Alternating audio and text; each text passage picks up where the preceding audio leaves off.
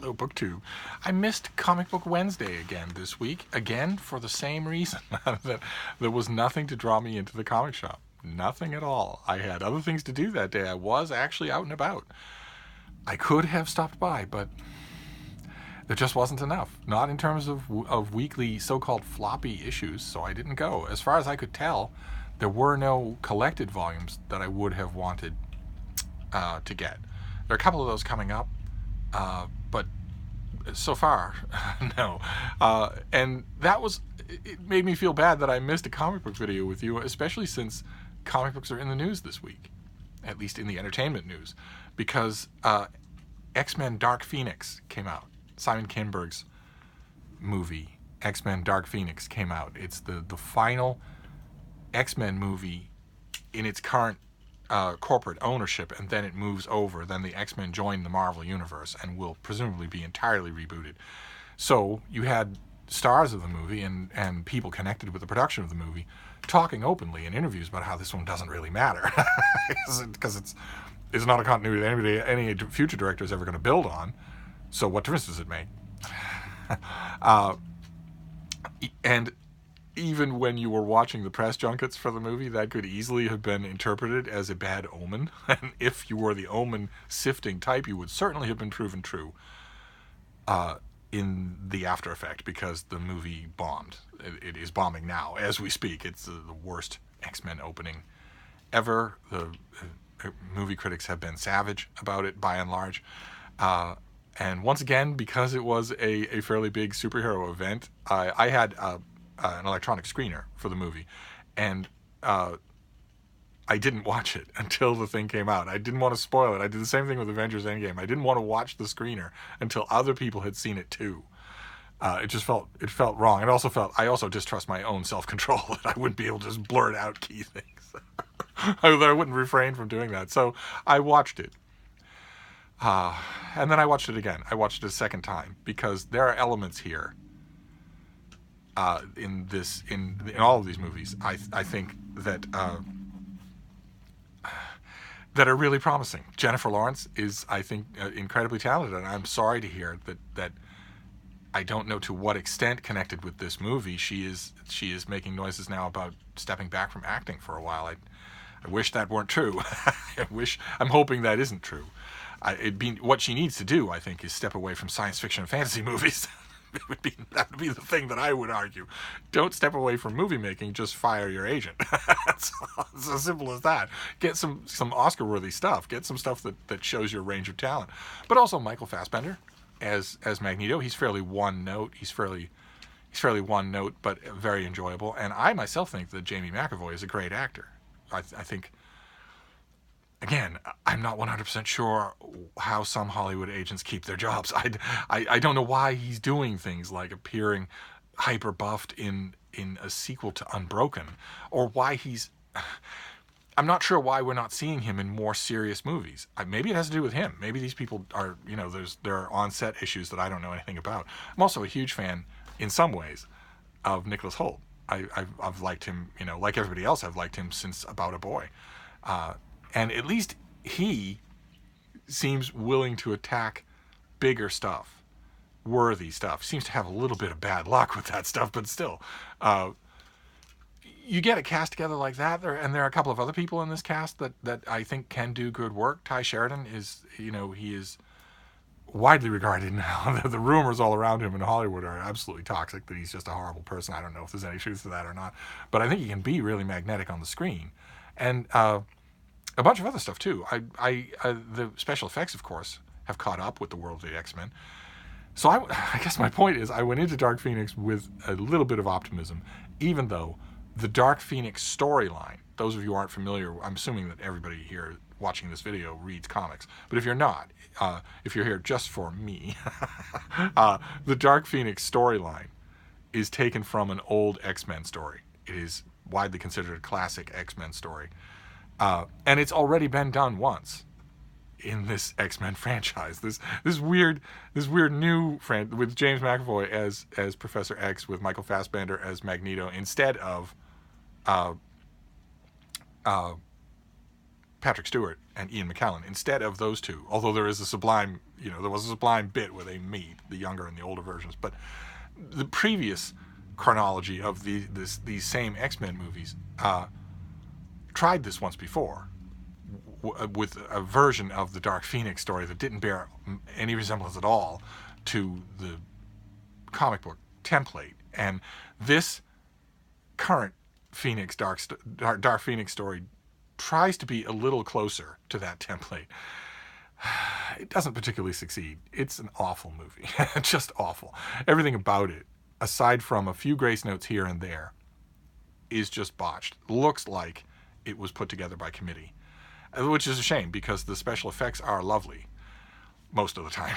but I thought I would, since that's in the news and since I don't have any new comics to show you, I thought we'd talk a little bit about that. Going back all the way to the beginning of the X-Men in the 1960s.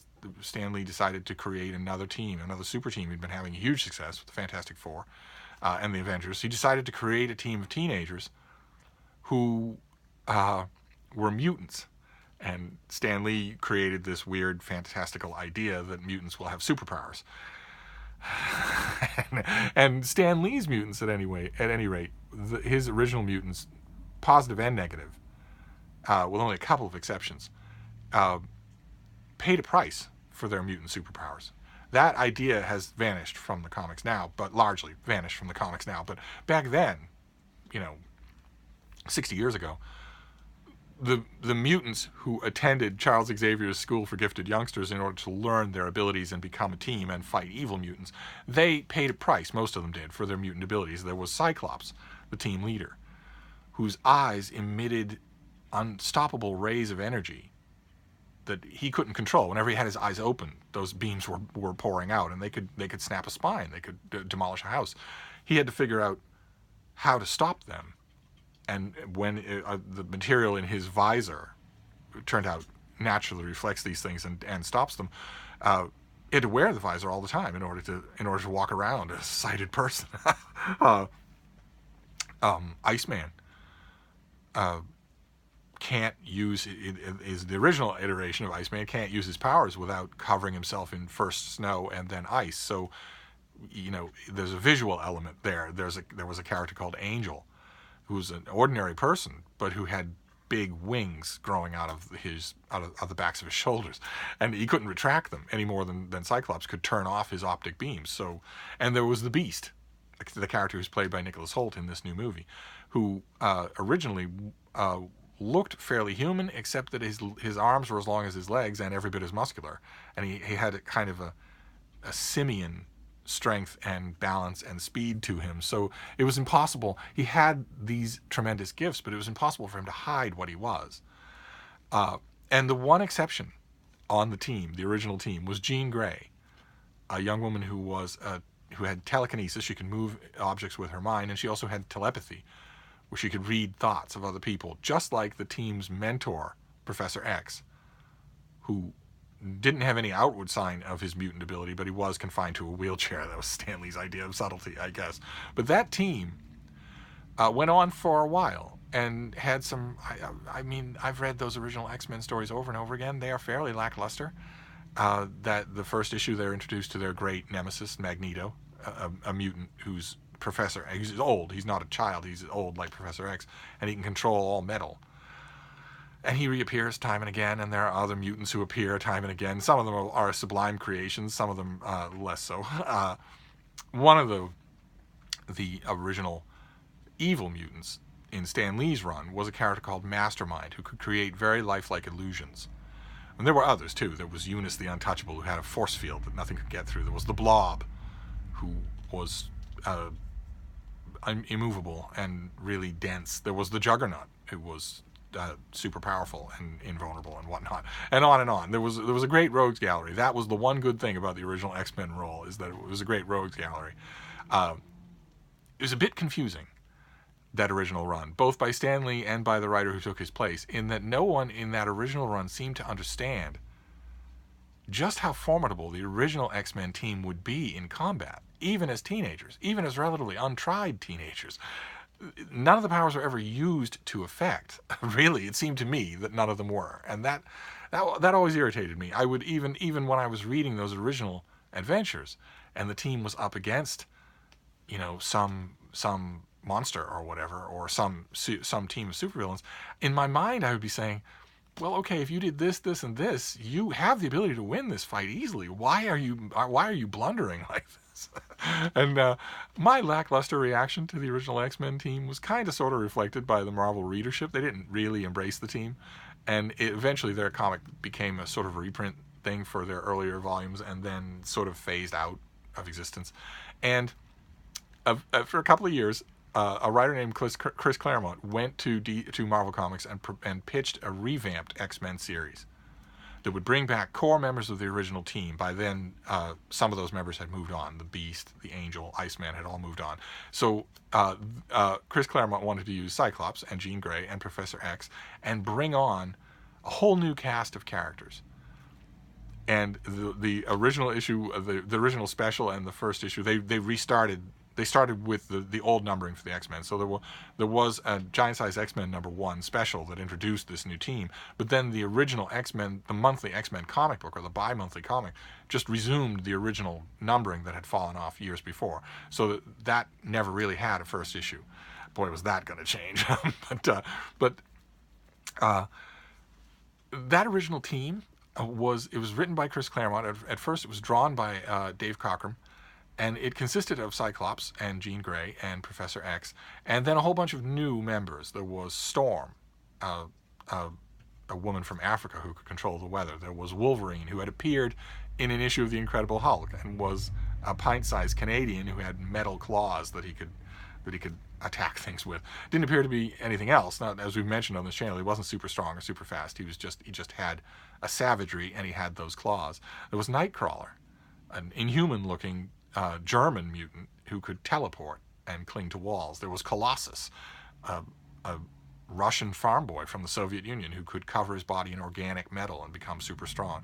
And there were a couple of others. There was Banshee, who had been an old villain of the original X-Men team, just a murderous national stereotype of an Irish. He had the pipe and the felt cap and the me boyo and all that sort of stuff. And there was also a character called Thunderbird, who was also a merciless ethnic stereotype of an American Indian. Had a feather and wore a mask. And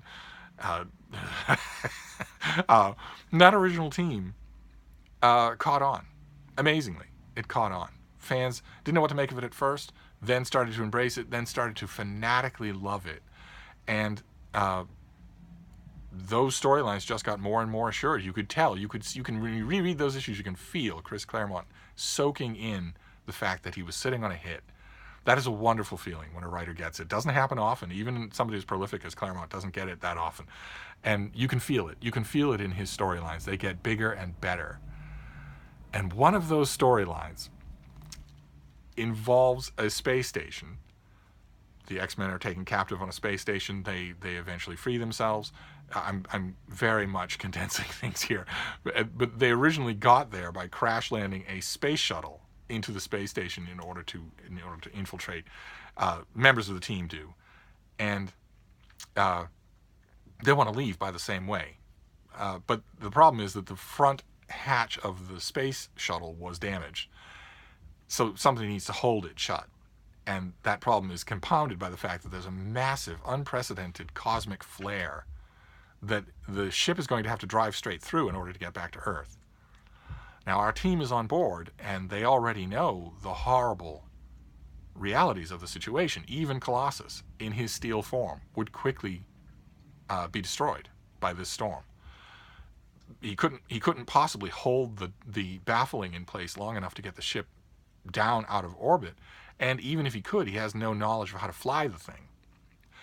And they think that they're screwed, and Jean Grey points out, no, I can do it. Because not only can my telekinesis hold the baffle in place during the storm, but my telepathy can take the knowledge of how to fly the craft from the NASA guy who's with us.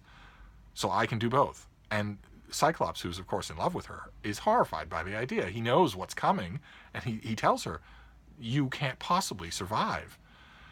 she knocks him unconscious and does what she has to do. As she says to Storm, it's either me or it's all of us. It's a great moment. It's a great moment in comics. And sure enough, as she's piloting the ship down to Earth, the storm strikes it. And we see a very nice callback on the part of Chris Claremont. We see a little sound effect as the cosmic radiation is blasting through her baffle plate and hitting her. We see we see a little sound effect to that effect, and longtime readers will remember that that was the sound effect when the cosmic rays struck the Fantastic Four and gave them their powers. I remember reading that issue. I remember thinking, there's no way on earth you're going to kill Jean Grey. So what you're going to do instead is give us the idea of a mutant getting cosmic powers. We've seen what normal humans do. The Fantastic Four all got superpowers from those cosmic rays. What happens if a mutant gets them? And sure enough, in the next issue, Jean Grey safely pilots the craft to Earth and then blasts out of the water. They make a water landing, and she blasts out of the water in a new costume, calling herself Phoenix, and displaying a vast amount more power than she'd had before. Basically along the same lines of telepathy and telekinesis, but vastly increased. And things after that seemed relatively normal. For a little bit, for a few issues, they seemed relatively normal, except that the dynamic that fans of comic books already recognized from, for instance, the Avengers or the Justice League, was now suddenly replicated in the X-Men. And that dynamic is that you have a team of superpowered people, one of whom is much, much more powerful than all the others put together. In the Justice League, you have Superman.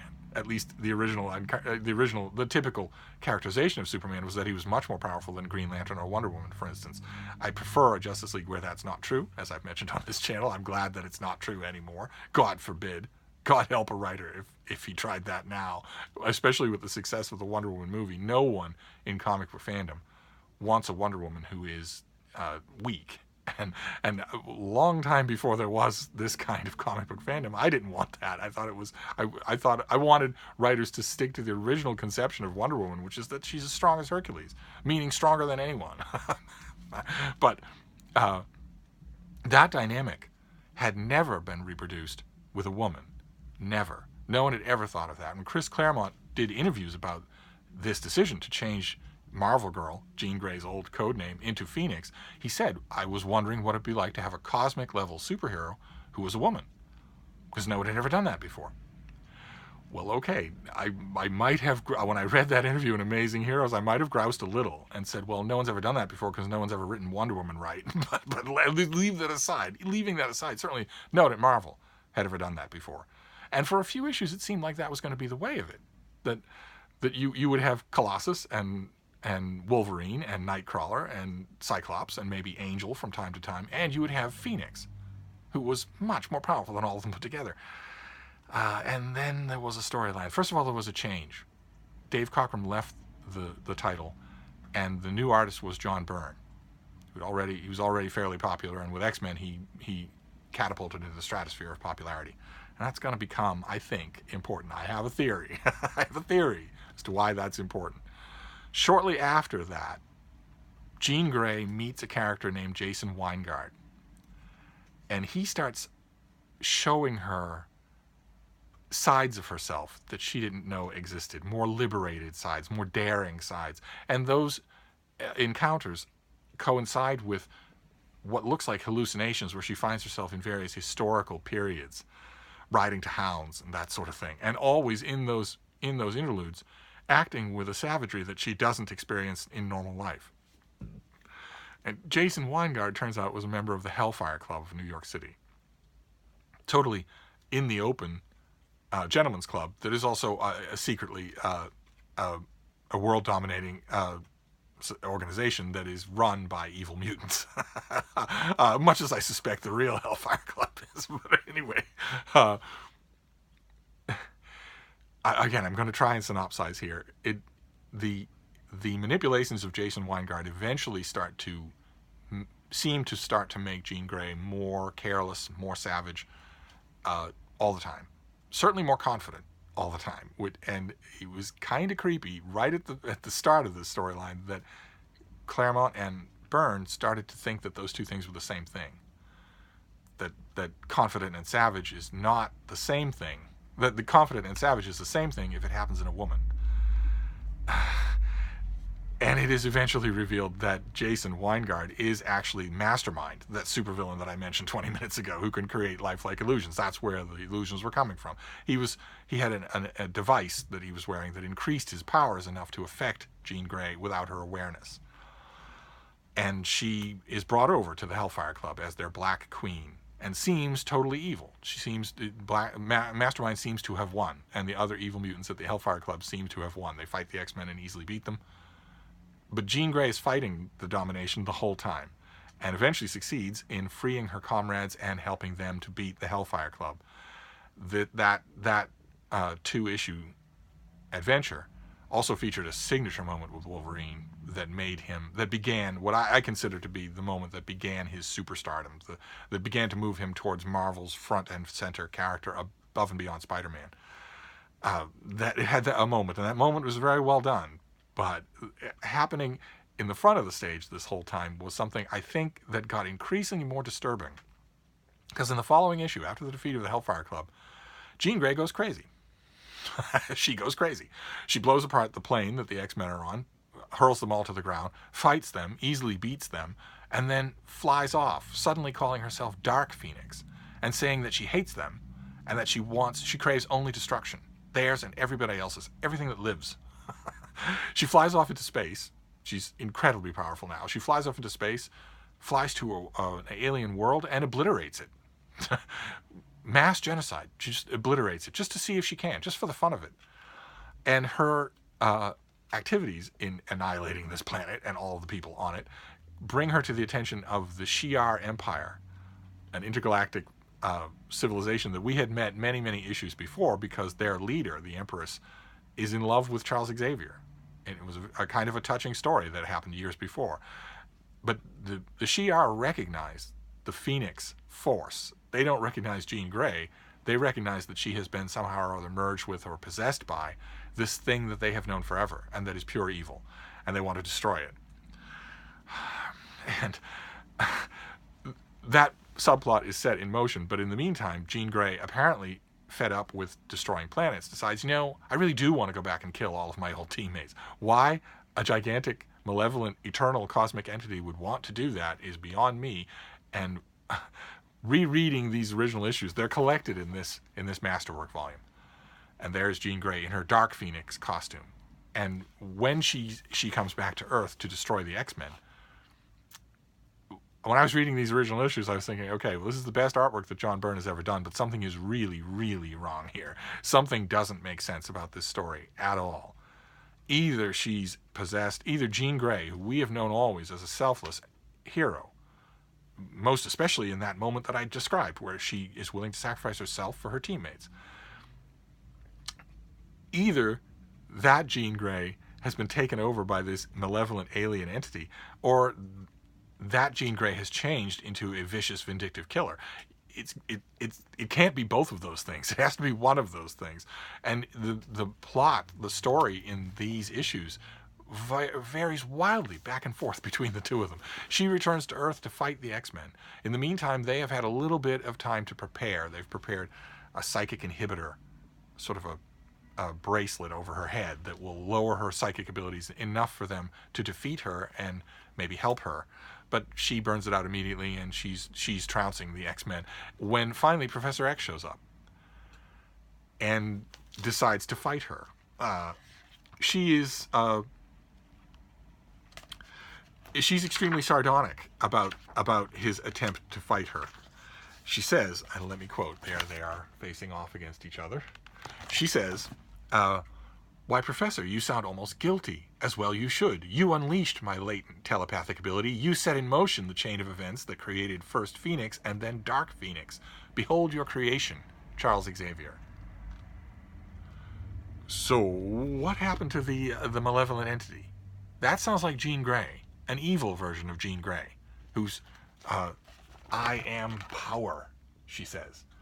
And she fights Charles Xavier on a purely mental level. No idea why. She has an enormous amount of telekinetic ability, which he does not have. She's just destroyed his wheelchair. Why she doesn't just rip him to shreds, I have no idea, while he's mentally preoccupied. But one way or another, they fight, and he wins. He wins.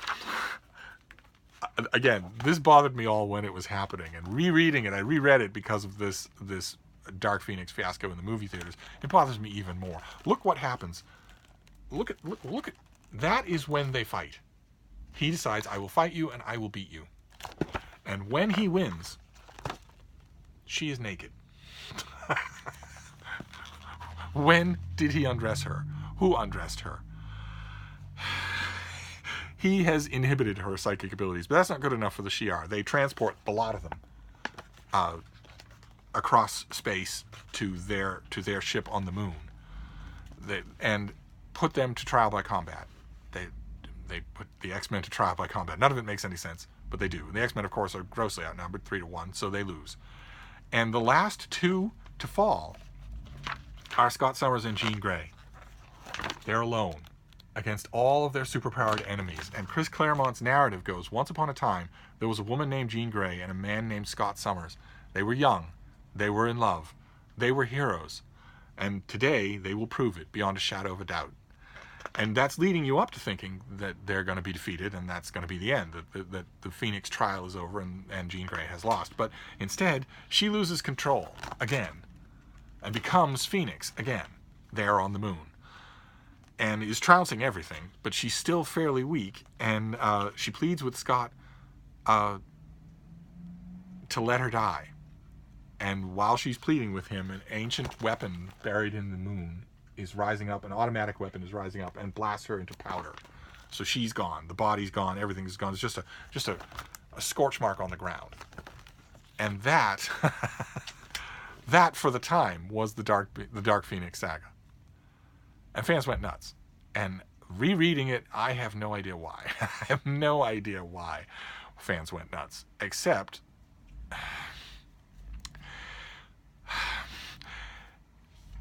I suspect, the more I think about it, that John Byrne had a big hand in the crafting of this story, bigger than I thought originally. I don't have any documentation to prove this. He's never, as far as I know, said it in an interview. I'm not sure that Chris Claremont has either.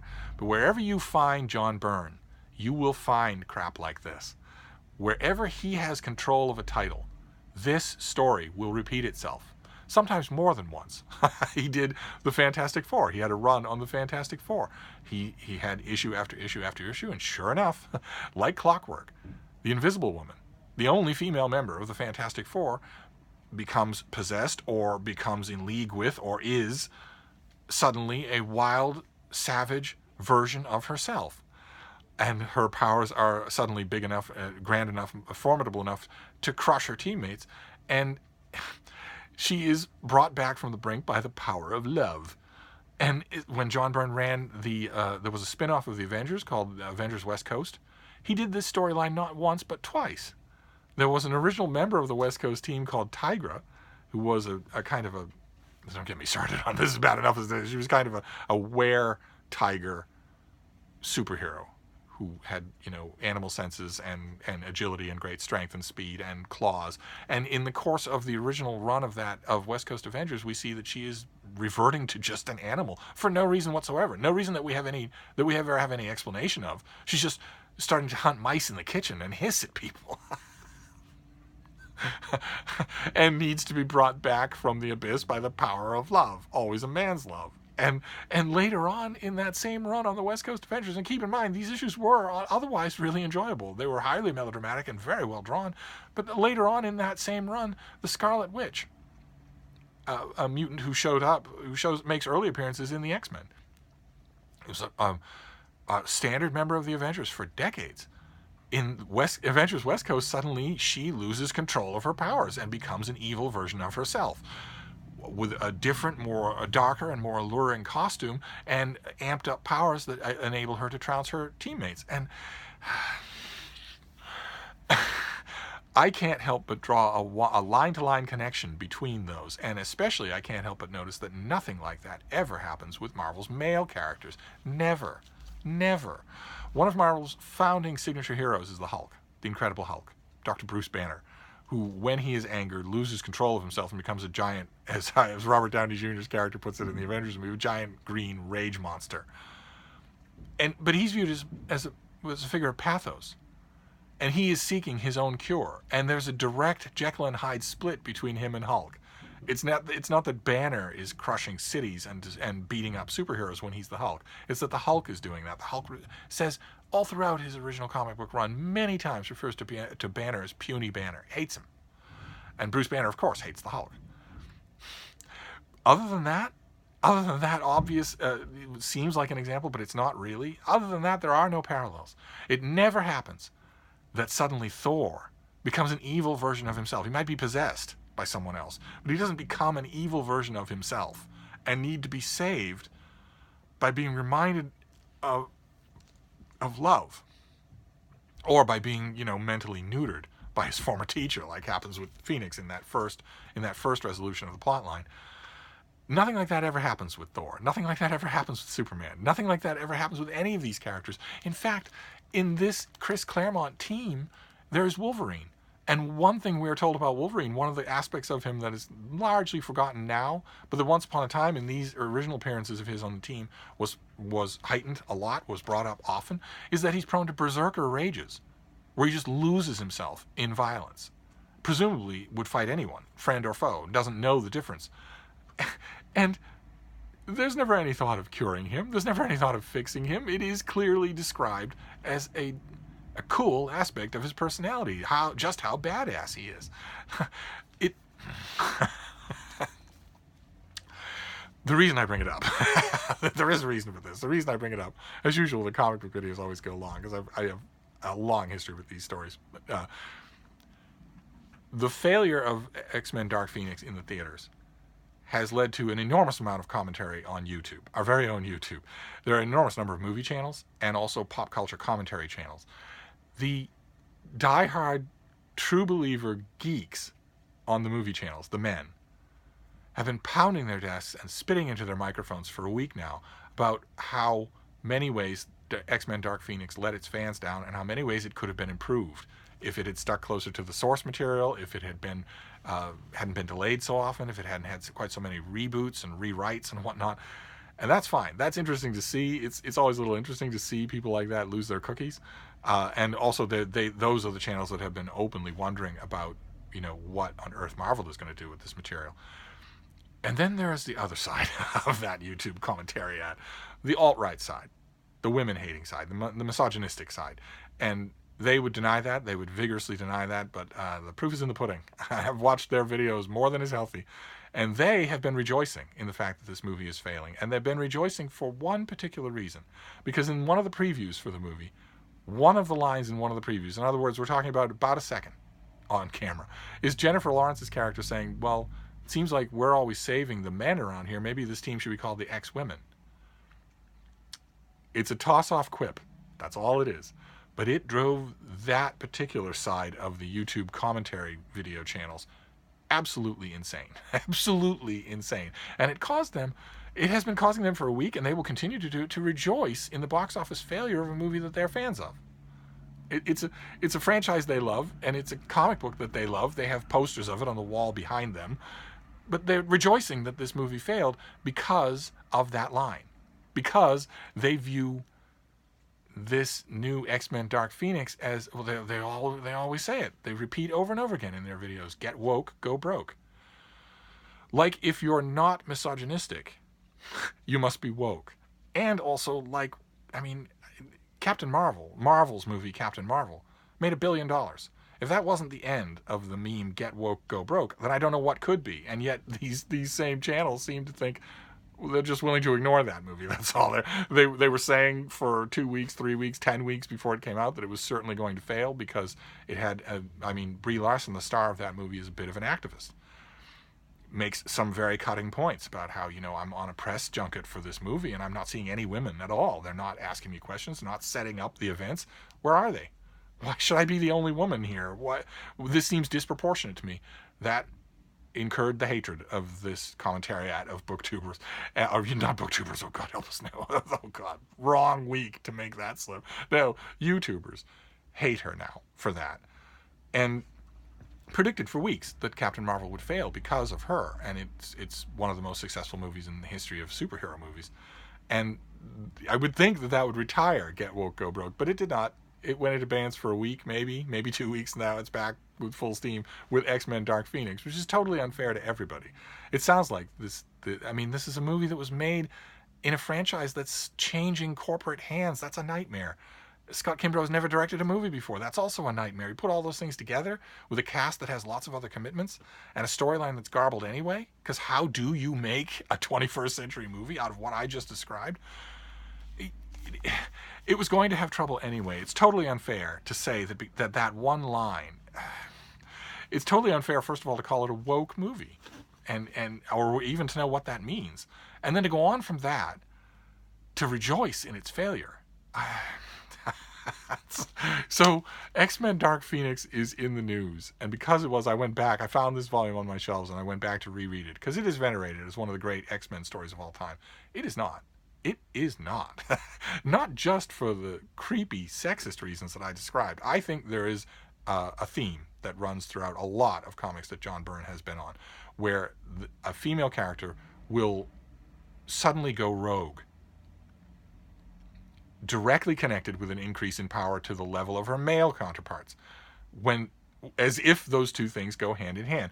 I reread this thinking, okay, do I remember this wrong? And no, I didn't remember it wrong.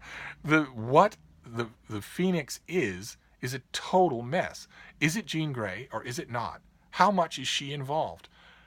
And what causes it? And what causes it to stop? If it's a gigantic immortal entity, then how is it killed by a gun buried on the moon? And if it's not that, then it's Jean Grey. And what are you saying then? No, it's venerated, and nothing that I can say is going to change that. But there are a whole lot better storylines in the X-Men history than this one. This one is a mess, and because of that, I guess I'm not surprised that a movie that tries to adapt it would be a mess. Although some of the special effects in X-Men Dark Phoenix are really, really good. That doesn't save it. That doesn't save it at all. I don't know what those alt-right commentators are thinking, and I also don't know what they're expecting. Do they expect that they're ingratiating themselves to anybody by rejoicing in? Well, anyway, that is your comic book video for today. Hideously long, and it's about the Dark Phoenix saga.